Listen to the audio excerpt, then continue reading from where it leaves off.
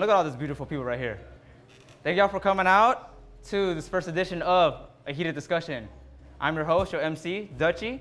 I'm senior designer here and one of the co-leads.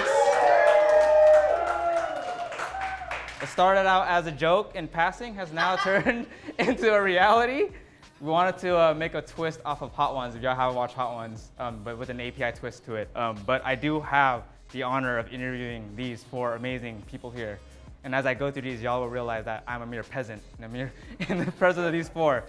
First, directly to my right, is Bernice, co-founder of Asians in Advertising, which is the thing that just happened last week. Props to you, by the way. Oh, thanks. She's holding it down right there. Thank you. And then she's also the co-author of The Visibility Mindset. If you haven't got a book, there's a book outside. Go snag it. Get her to sign it. She is a visionary leader in the creative industry with a passion for shaping the AAPI community and advocating for diversity and inclusion. And also, again, paving a way for the next gen of talent with her scholarship, mentorship, and events, and has an unwavering commitment for fighting against xenophobia towards Asian Americans. Give it up one time for Bernice. Next up, we got Ellen. As I said, she got jokes. As you can see, she's funny, so funny that she's so big on TikTok. She is a stand-up mom comedian on social media, and she's been featured on PBS, Vice, HBO, and HBO's Women in Comedy Festival. Give it up for Ellen. Hi! Look at her, she loves the attention. Next, we got Chloe, hailing from the tech industry.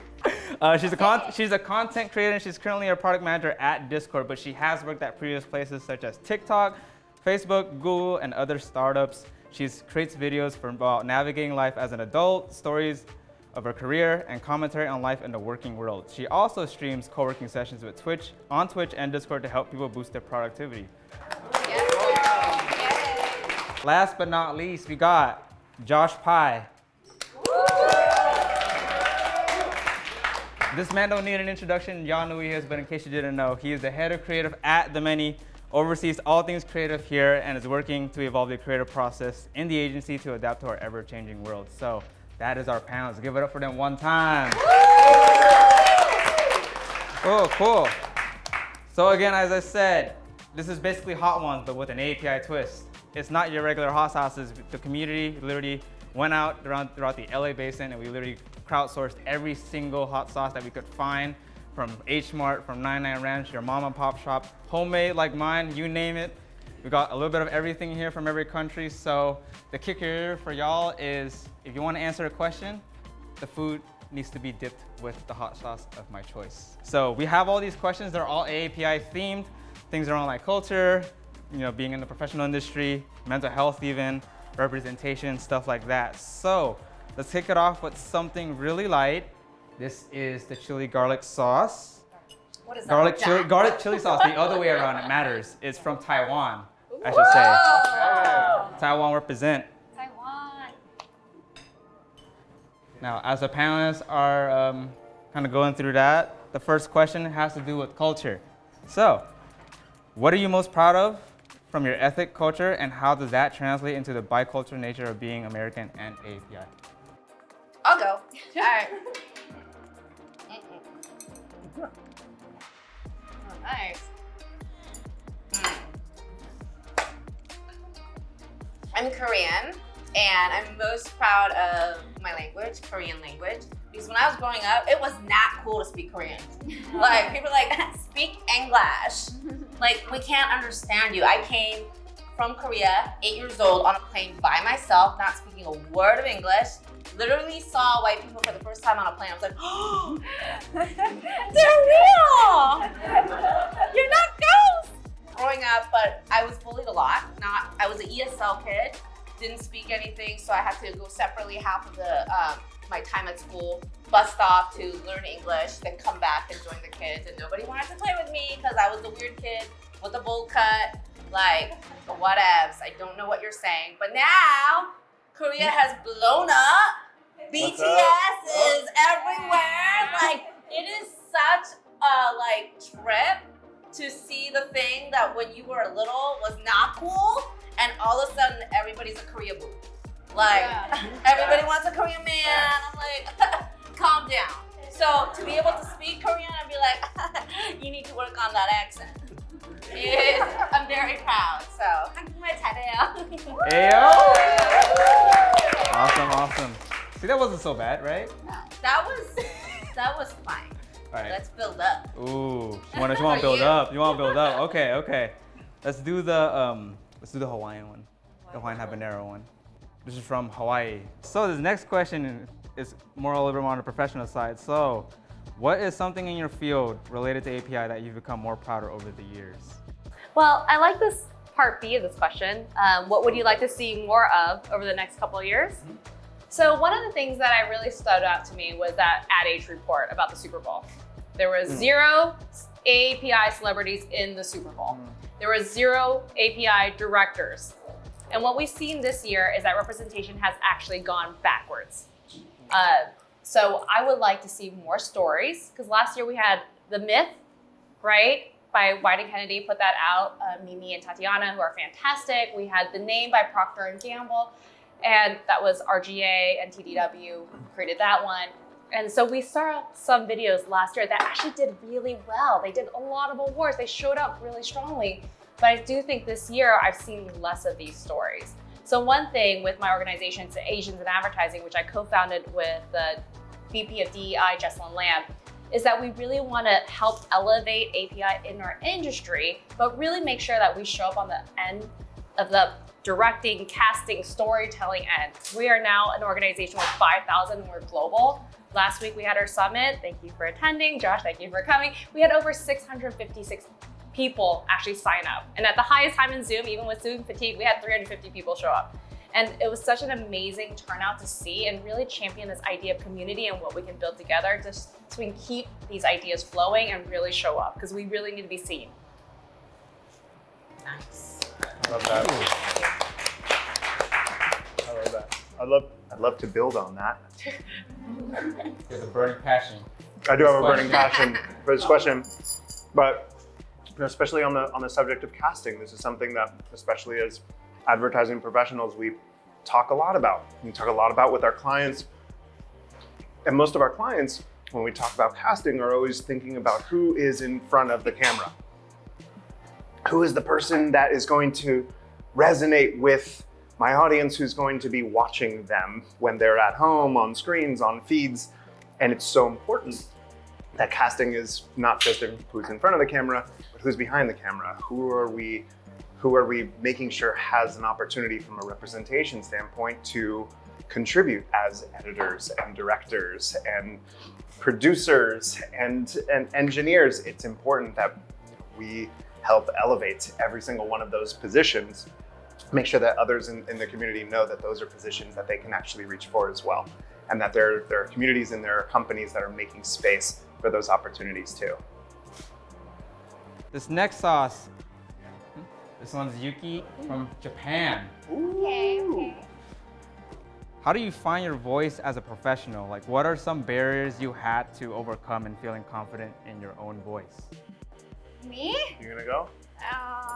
Peer pressure. No pressure. You are a presence that needs to be felt. Right? Yes. I'm a vibe. I've been told everywhere I go, I'm a vibe. Yes. I ate it straight. Woo! Okay. Voice as a professional. I think it's really hard because I'm very soft-spoken, and I kind of put my head down a lot during school and growing up because it was better that way.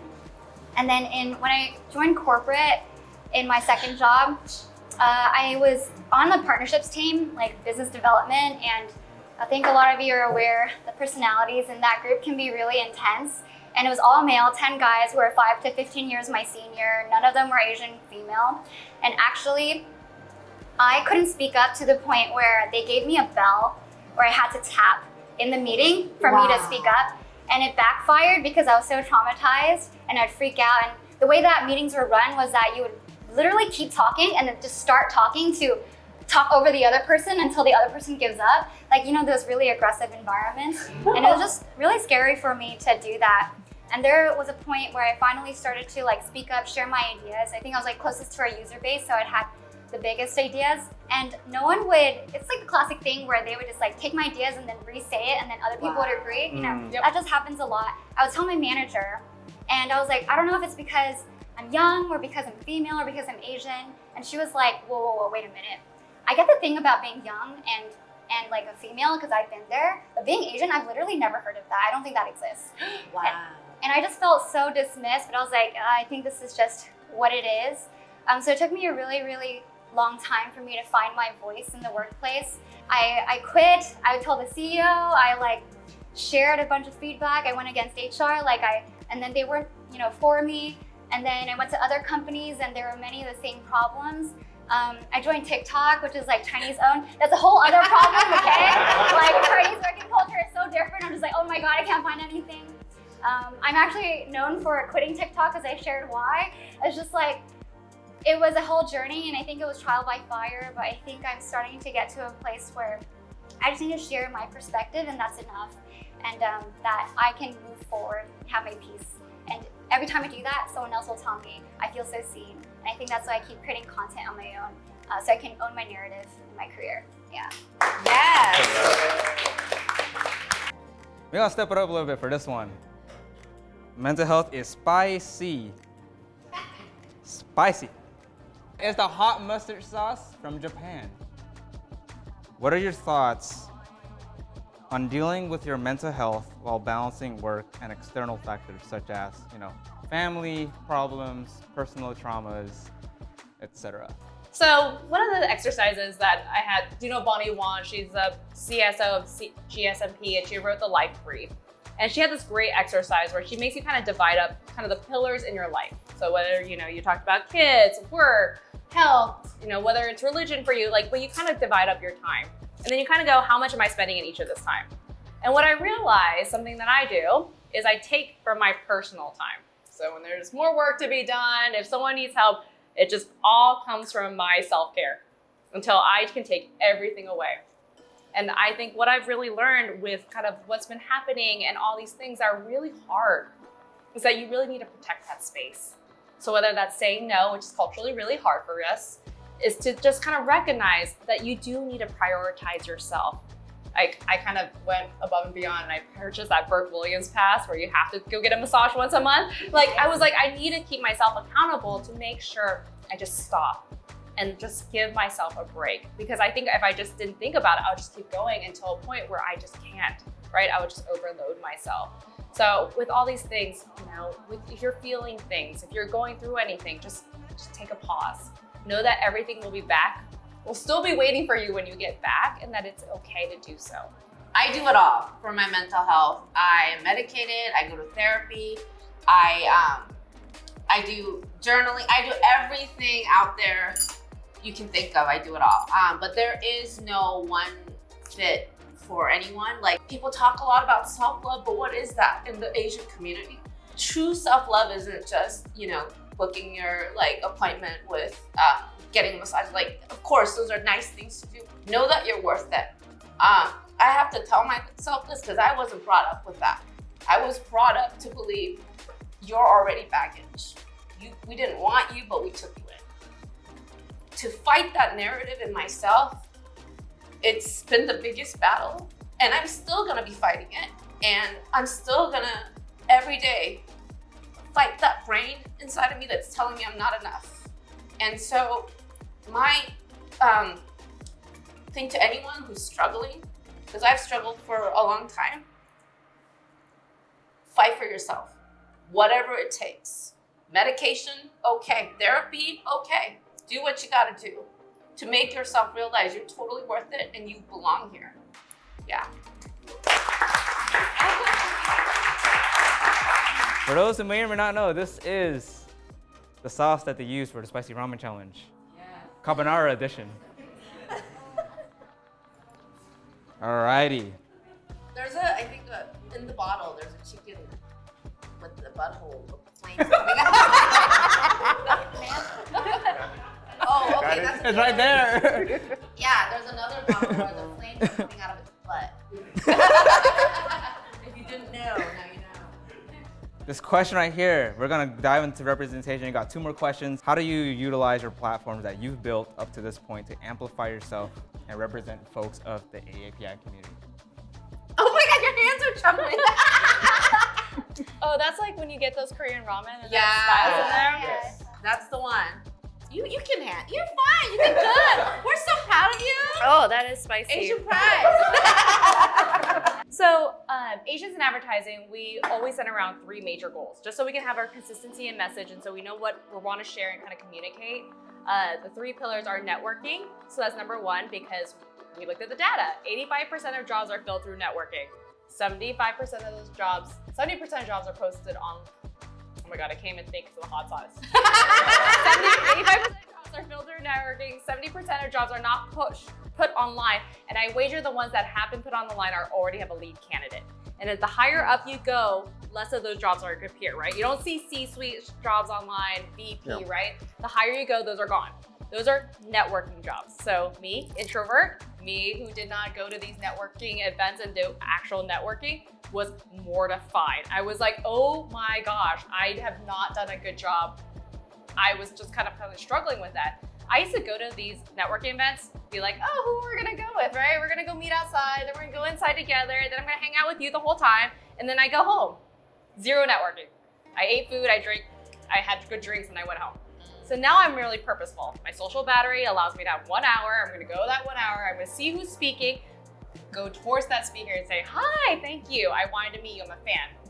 If I know who's going, I'll make a list of people that I should be meeting at this time. When I do meet people there, I take a picture of their name tag so I can go friend them later and tell them how we met. So I'm very, very purposeful about my time that I know I have with the energy to do. The second thing that we really want to do is spotlighting AAPI talent, because if we're not in the rooms, we're not making the decisions, we can hype each other up. I can be like, oh, did you see what Josh did? It's awesome. Look at his latest campaign. That panda work, amazing. You know, I can do that, right? And I have a platform to do that, and me as an individual, I can do that. So definitely celebrate each other's work, hype it up. When it increases your LinkedIn algorithm when you do that. Third, again, can't think because of this hot sauce.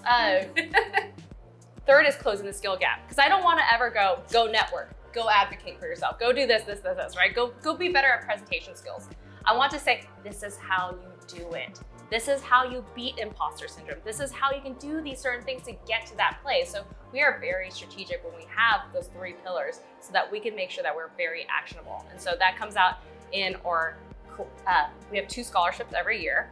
This year we're doing 30 career coaching, which anyone here, if you're interested, we have the applications up now. We actually put you with an API coach and we have those leadership skills, because I didn't realize how many people had professional career coaches, and that's a big gap. If you're not a high-level exec, how are you going to afford a career coach?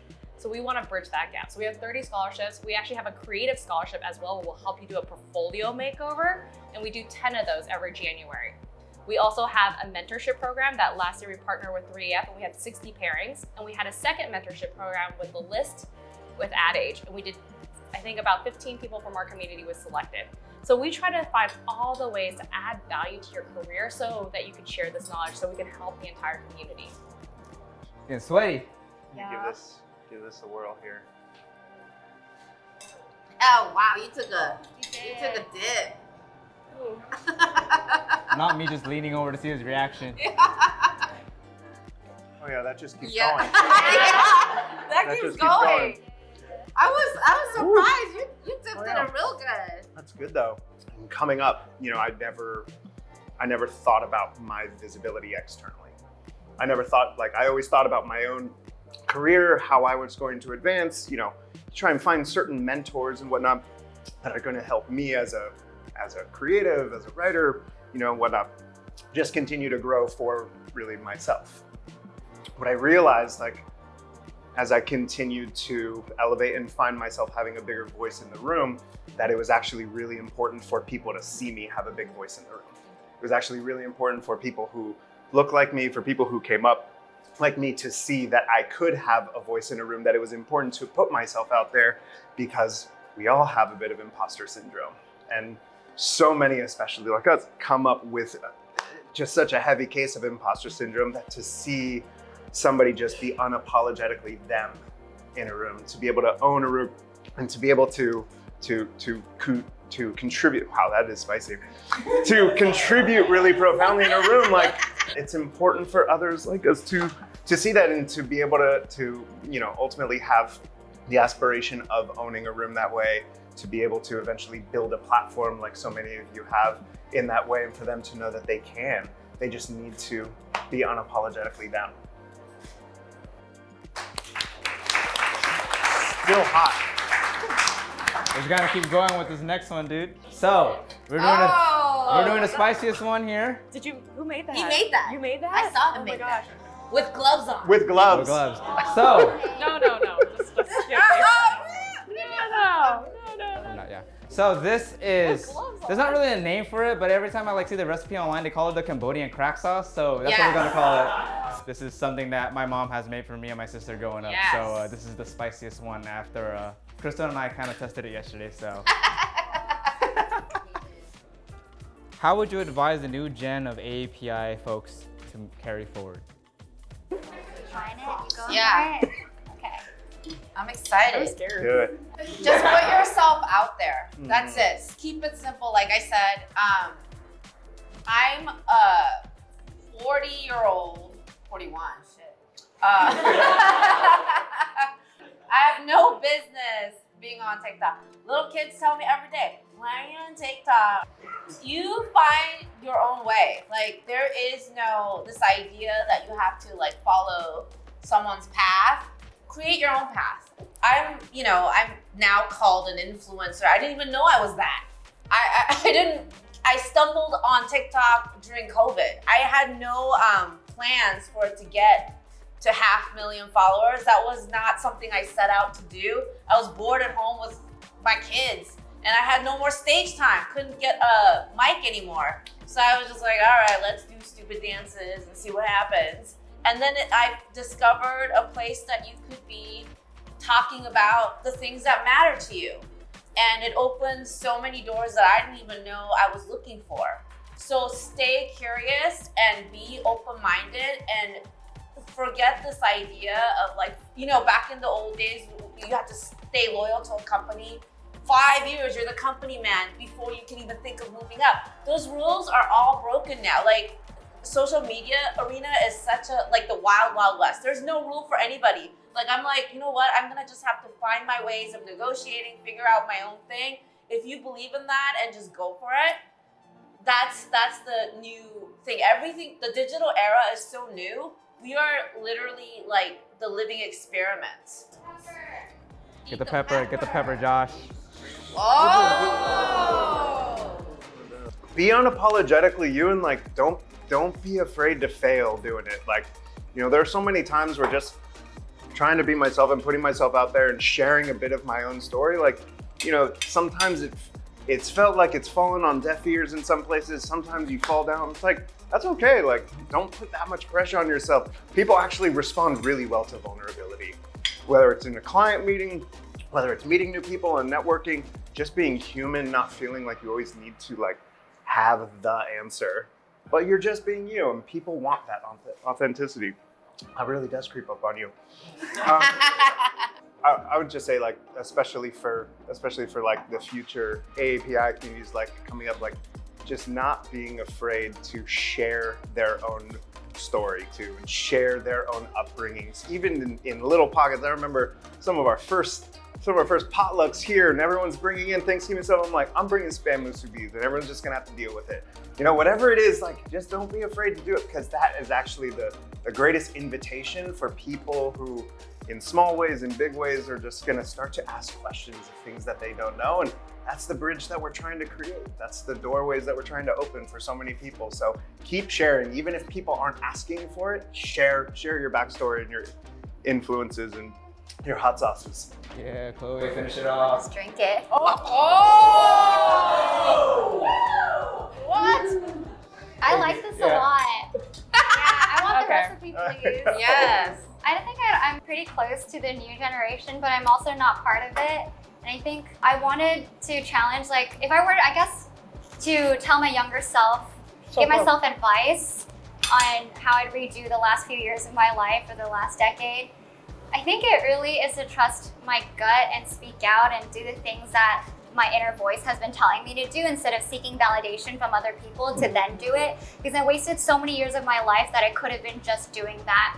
And I think the new generation is actually really good at speaking their mind and going like crazy. Yeah, I think that they're a little bit wild. They're on crack. But I think two things. One is I hate seeing API people come together and think that there's only one position for them, and they compete and they pit each other. Scarcity mindset. Yeah, the scarcity mindset. Like you have to have an abundance mindset. You got to see other people. You can bring them in, like whether they're AAPI or people of color or just someone else from an underprivileged background. The world is big enough for the two of you, and if you are worrying about whether there's enough space for the two of you, you are not ready for that opportunity. Like I think that's just what it is. So just being able to share, uplift each other, elevate each other. So that's one. The second is in this new digital age, I think it's pretty terrifying to see the top of the top be amplified to the crazy extremes, like have a halo effect on these people who are also human, but their great sides are so on the big screens and so mainstream that you feel tiny and you feel irrelevant and you feel hopeless and you feel like you'll never be able to buy a house in Los Angeles. But there is so much happiness outside of the connected space, outside of the online space. And to learn how to know which information to subscribe to allow for those thoughts to be your own and to influence your everyday actions and to uplift your spirits and like have motivation to do the thing you actually want to do instead of what Instagram or TikTok told you is the cool thing to do. Having that decision framework in your head and the habit to walk away from that is going to be crucial to finding who you are. I really want the next generation to know they're really important too. Thank you guys so much. Thank y'all for coming out, hanging out with us. It's been a huge pleasure to be a moderator for this big panel that, you know, it was just a joke at first, but I didn't know I was gonna be sitting up here and interviewing some really big people. So yeah. Give it up for you guys for making this from a joke to reality. Yeah. I was just gonna say, just a big shout out to Duchy, to Crystal, Yes, to the whole yes. ops team, Edwin, Scotty, Matt, like everyone who's helped make this particular event really possible, and for everyone for being here. We knew it was going to be, and Shera especially. Shera made all of this possible. Really appreciative that everyone was able to share this with us today. But Duchy and Crystal especially, thank you guys. Thank you. Thank you so much. I'm gonna just sink in high because I don't know how to take a compliment. And I hope y'all had a good time. It's a very long discussion that we had, but I think it was a conversation that was much needed and needed to happen. I think it's important to have the space for this. So shout out to the agency for letting us, you know, allowing this opportunity to even happen. Yeah, thank y'all. So. Thank you so much.